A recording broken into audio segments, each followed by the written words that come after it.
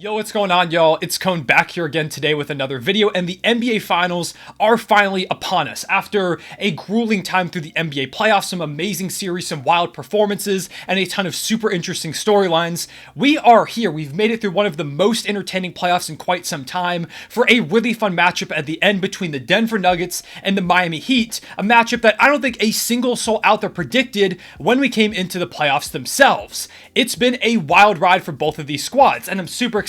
I cannot wait to see what we get in this matchup. Of course, I'm going to go through in this video, talk a bit about each team, lay out the major keys, in my opinion, to the series, where I'm concerned for each squad, and ultimately, at the end, make a prediction for who I think will hoist the Larry O'Brien trophy when it's all said and done. But real quick, I want to ask you, if you enjoy the video, please make sure to leave a like and subscribe. It helps the channel out a ton. Comment down below your finals prediction, and let's go ahead and get into it. Let's begin by talking about each team's journey to get to this point. And of course, I think we've got to start with the Miami Heat, who have had one of the wildest playoff runs I have ever seen. And that's not exaggeration whatsoever. It has truly been the wildest roller coaster of a run by any squad in my memory. This team started off heading into the play-in tournament as the 7 seed. They lost the Atlanta Hawks at home and were down, I think, 3 points with 3 minutes to go to the Chicago Bulls in their second play-in game. They were this close to not even making the playoffs, but they ended up coming back to face the Milwaukee Bucks in the first round, a series that I personally thought was going to be a sweep. But Miami completely flipped the script. They lost Tyler Herro to an injury in Game 1. Giannis was also dealing with an injury throughout the series. And the Heat capitalized, not just winning a few games, but taking the series, winning in Milwaukee. Jimmy Butler had a 56-point game, a couple of crazy shots to keep them in it, send the game to overtime. It was one of the most stunning results I've ever seen, and they kept that momentum going against the New York Knicks, who destroyed the Cavaliers in the first round. But Miami just had too much in the tank. The Knicks fall, and so the Heat faced off against the Boston Celtics in a Eastern Conference Finals rematch from last year, the third time in the past few seasons, and it looked like the Heat were just going to run away with this thing. They went up 3-0 before Boston very nearly became the first team to ever come back from an 0-3 deficit, forcing a Game 7 off a crazy Derek White buzzer beater game winner at the end of Game 6 in Miami. They went back to Boston, but the Heat capitalized. They took care of the Celtics. They battled back. They played hard-nosed defense, and they blew out the Celtics in TD Garden to make the NBA Finals. It's the second time the Heat have made the finals in this Jimmy Butler, Bam Adebayo era.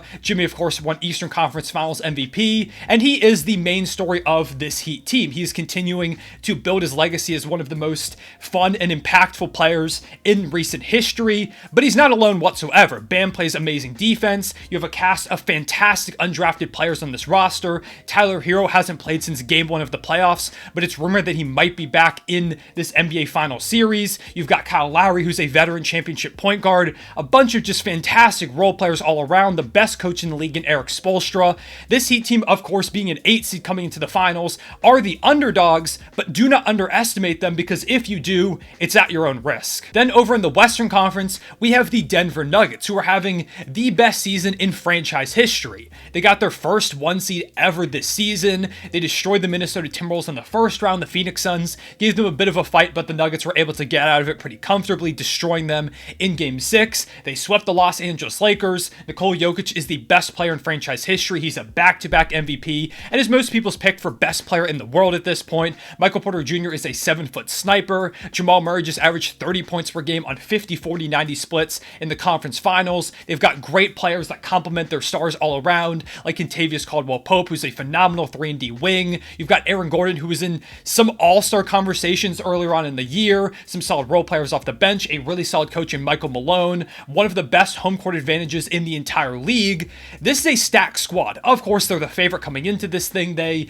pretty comfortably pushed their way through the Western Conference after a lot of people had questions about them, doubted them, because over the past couple years, they've had some early exits, but that was pretty much solely due to their injuries, and now that they're fully healthy, the Nuggets look almost unstoppable. It seems really hard to fathom this team losing in the finals, but if there's any squad that's going to take them down, why not the Miami Heat, who are the ultimate underdog, the true David to this Goliath in the Denver Nuggets? It's going to be an amazing series. I think there are a lot of fun chess moves to be made by each coach in this matchup. I think the players on each side are incredibly talented. They complement each other really well, their play styles. It's going to be an amazing finals that I can't wait to watch. And so let's break down some of the big keys to this series. Of course, when we talk about any matchup featuring the Denver Nuggets, the first question we need to ask is, how does the opposing team stop Nikola Jokic? Nobody so far has been able to stop him from dominating in the playoffs, whether it's Gobert, it's Cat, it's Ayton, it's Anthony Davis. Nobody has prevented Nikola Jokic from being absolutely dominant. And whether that's putting up 30 points per game on incredible efficiency, or that's dishing out 15 dimes, getting a 35, 15, and 14 stat line, you can't seem to stop him. He's just one of the best offensive players we have ever seen in the history of the game, and he just makes everything look so easy. You can put an amazing defender on him, a defensive player of the year level guy, and it's probably not going to matter. You can send a double his way, and he's just going to pick you apart with his playmaking. He's got some great supporting offensive players around him who are going to knock down shots if Jokic gets them the ball. This offense is the best in the league for a reason, and it's because of Nikola Jokic. Of course, there are other major contributors, but really when you have Jokic on a roster, you're going to be one of the best offenses in the league. There's really no question about it. Miami is a high-level defensive squad, but so were the Lakers, who the Nuggets swept. It's going to be really hard for the Heat to figure out how you stop Nikola Jokic, and of course, that's the number one issue. You still have to worry about, Michael Porter Jr. and Jamal Murray and everybody else, but it begins with trying to slow down Nikola Jokic in any way that you can. And so I would assume Bam Adebayo probably gets the matchup. Some teams against the Denver Nuggets have tried to put their 4 on Jokic, put their 5 on Aaron Gordon, who's the worst shooter in that starting lineup, to allow their 5 to roam a little bit. It's what the Lakers did with Anthony Davis. But because the Nuggets are so potent offensively and Jokic is so dominant, it never really works for long. It has some successful stretches. We saw that with the Lakers where they would put LeBron on Jokic and Anthony Davis would roam and they would kind of go on this run. But eventually the Nuggets always seem to figure things out. So Miami is going to have to try and do something. Bam is great. He's probably a future defensive player of the year. He's always in those conversations, but he's not going to win one-on-one against Nikola Jokic. It's just not going to work. However, you can't really send a double either, because if you double off of someone, the Nuggets are going to make you pay, and Jokic himself, if you send 2 guys, he's always going to find the open man and they're going to knock down the shot. This offense is just incredibly difficult to stop. Now, the Heat really also like to use zone defenses. It's one of the biggest tricks in Eric Spoelstra's bag, but this Nuggets team has eviscerated zone defenses in these playoffs and over the course of the whole season. They've been by far the best team in the league at defeating zone defenses. So you can't really throw that look at them. You can't really throw a double at Nikola Jokic. Bam Adebayo going one-on-one probably is just your best solution, and if Jokic beats you, he's going to beat you. Now, maybe you just send 2 guys and put a ton of pressure on Jokic and try and make the role players win, but they've shown time and time again that they're reliable, that they're going to knock down shots. Miami has a lot of problems ahead of them. They're going to need a perfect series defensively from Bam Adebayo, as well as the rest of the guys on this roster, especially when you consider the size disadvantage that Miami is going to be at. The Nuggets have Jokic, who's near 7 feet tall, Michael Porter Jr., Aaron Gordon, who's really tall as well. It's a big front court, while the Heat, their tallest player is Bam Adebayo, at least the tallest player that plays, is Bam, who is 6'9". Jimmy Butler is around 6'7". Caleb Martin is 6'5". Their guards are smaller. They don't have a lot of big bodies the way that the Nuggets do. And so a guy like Aaron Gordon or Michael Porter Jr., who just have height over guys, Aaron Gordon can attack you off the dribble, Michael Porter Jr. can just shoot over you. The Heat are going to have to find ways to try and defend with a lot less size, especially when it comes to Nikola Jokic, because even if you send a double, whoever you send really isn't even going to be in Jokic's view because he's just that much taller. And this size issue is also in addition to the play of Jamal Murray, who again put up 30 points per game on 50, 40, 90 shooting in the conference finals. I wouldn't be surprised if Jimmy gets that assignment on Jamal Murray, trying to slow him down, and maybe if you could have him be a bit inconsistent, you hit your threes and Bam just plays the best defense that he can on Jokic, maybe you're able to keep this thing close enough to the point where if you get a couple shots to fall your way, you're able to steal some wins. But it's going to be an incredibly difficult task. There really is no great way to defend Denver. Nobody has figured out the scheme yet, but if anybody can do it, I think it is Eric Spoelstra. Again, I think he's the best coach in the league. He's got some really solid defensive personnel on this roster, and so I do think he'll come up with a plan to slow the Nuggets. It's just a question of if it's going to be enough. Then, of course, on the other side, you have a question of how Denver's defense is going to fare against this Heat offense that at some points looks incredibly potent. After being an abysmal three-point shooting team the entire regular season, they randomly decided to start hitting all of their threes. They're the best three-point shooting team in these entire playoffs. They're tied for the 3rd best offensive rating out of any squad through the playoffs up to this point, alongside the Phoenix Suns. So the Heat are one of the best offenses, if not the best offense that the Nuggets have played so far. Now, the Nuggets defense, despite being a question throughout the season, has really improved. Over the course of these playoffs, they've locked in. Everybody's playing their role seamlessly. A lot of people are like, oh, you just put Jokic in a pick and roll and you make him pay. You can't do that. This Nuggets defense has held their own regardless of whatever looks have been thrown at them, whether it's pick and rolls involving Nikola Jokic, it's trying to attack some of their theoretically weaker defenders with Jamal Murray, who did get torched at some points in that Lakers-Nuggets series, but it was never enough. I mean, even Michael Porter Jr., who's looked at as one of the weaker links defensively, has done a really good job in these playoffs at stepping up, getting ready with that intensity, locking in and defending.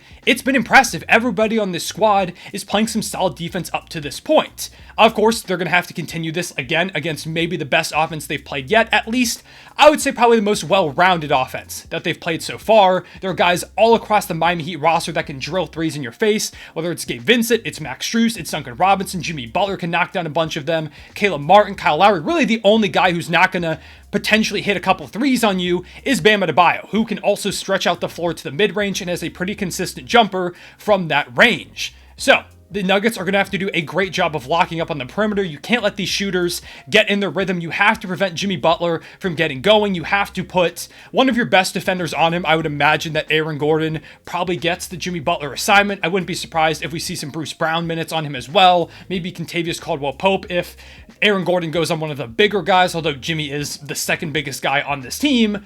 So they've got a couple of different guys that they can throw at Jimmy Butler. I think they're pretty well equipped.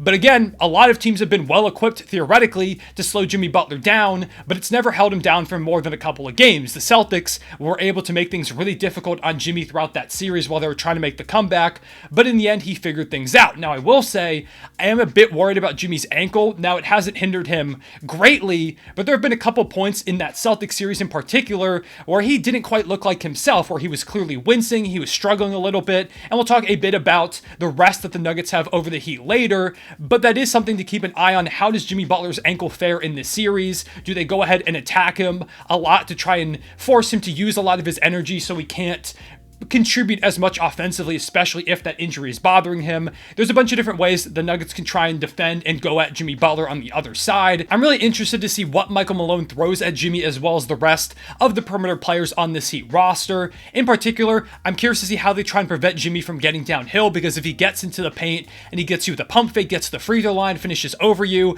or if you send multiple guys to him and he's able to kick out the shooters, it's kind of wraps for your team if you let them do that over and over again, because eventually the Heat shooters are going to catch fire and then they're going to knock down 2, 3, 4, 5 consecutive threes, and all of a sudden it's a barrage and you're down like 15 points. The Heat are incredibly dangerous. They've got to keep Jimmy from getting downhill, being able to kick out to those shooters. You've got to stay staunch defending the perimeter, and things are made even more complicated by the potential return of Tyler Herro in this series. According to reports, he's aiming for a Game 3 return, which would be the first game in Miami. So you're going to have Tyler Herro coming back, who was a 20-point per game scorer in the regular season, and by far the Heat's best volume three-point shooter over those 82 games as well. So this Heat team, which has learned how to shoot, are going to be adding the best shooter on their team in this final series, and you haven't seen any film on him over the course of these playoffs. Of course, you've watched him play plenty of times before, but he adds a whole new dynamic to this Heat team. If Herro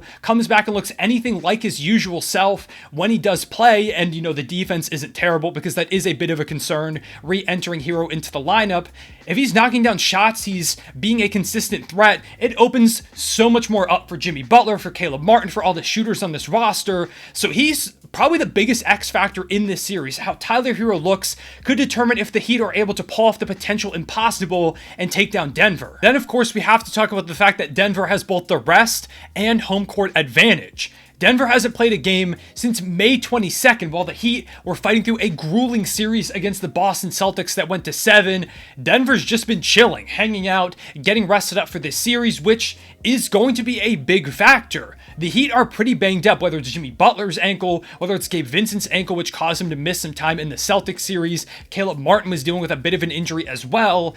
The Heat are still really good, but they're definitely a bit banged up, like most teams are at this point in the playoffs. And Denver is a bit banged up themselves, but they've spent a lot of times resting, just getting ready for this matchup. And also, they've got home court advantage, and playing up in Denver in that altitude, especially when the Heat are probably gassed from playing such a grueling playoff run so far, they've got major advantages in that department. Finally, I want to touch on a couple of guys that I think are X factors in this series. Namely, for the Heat, I want to quickly talk about Caleb Martin, who has been amazing in this run. He nearly won Conference Finals MVP over Jimmy Butler, which is a wild sentence that if I told you that like a month ago, you would have called me crazy, but he probably would have gotten my vote if I had one going for that Conference Finals MVP. He was highly consistent, scoring about 20 points per game on unreal efficiency. He was playing high-level defense. While Jimmy Butler was a bit up and down, Caleb Martin was a steadying force. They need a lot more like this from him in this series if they want to have any chance whatsoever to take down Denver. I think Caleb Martin is capable of it. It's just a matter of, can his efficiency still be as incredible as it was against Boston,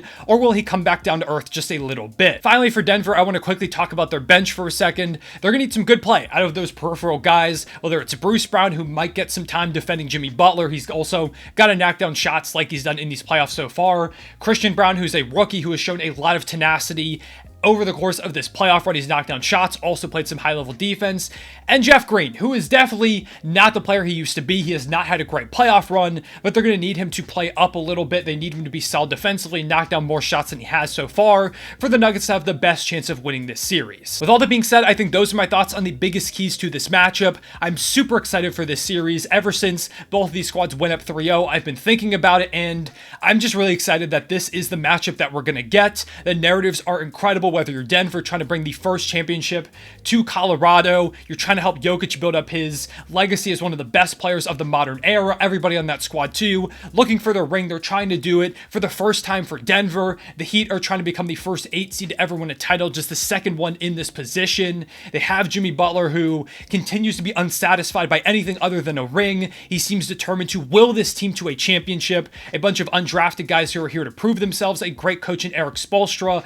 One of the craziest playoff stories I've ever seen. Their narratives are amazing. The basketball is going to be great as well. I can't wait to see what happens. And ultimately, I think this is such an incredible way to end an amazing playoffs. But of course, I think what you're really here for is to hear who I'm picking to win the 2023 NBA Finals.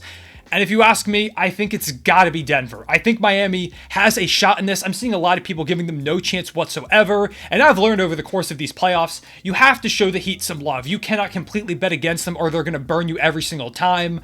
I think the Heat are going to put up a big fight in this series. I just think Denver is a bit too much. They've got too much offensive firepower. I don't think the Heat can slow them down. They don't have a true answer for Nikola Jokic, Jamal Murray, Michael Porter Jr., all these guys. The Heat shooting, while it's been great overall in these playoffs too, is a bit shaky. I mean, we saw in the Knicks series that they went completely cold. Now, they still were able to get wins, but against the best team they faced so far in the Denver Nuggets, who not only have home court advantage, but rest advantage, that's not going to work. I think this Nuggets team is just destined. They've got the best player in the world right now in Nikola Jokic. The firepower is ridiculous.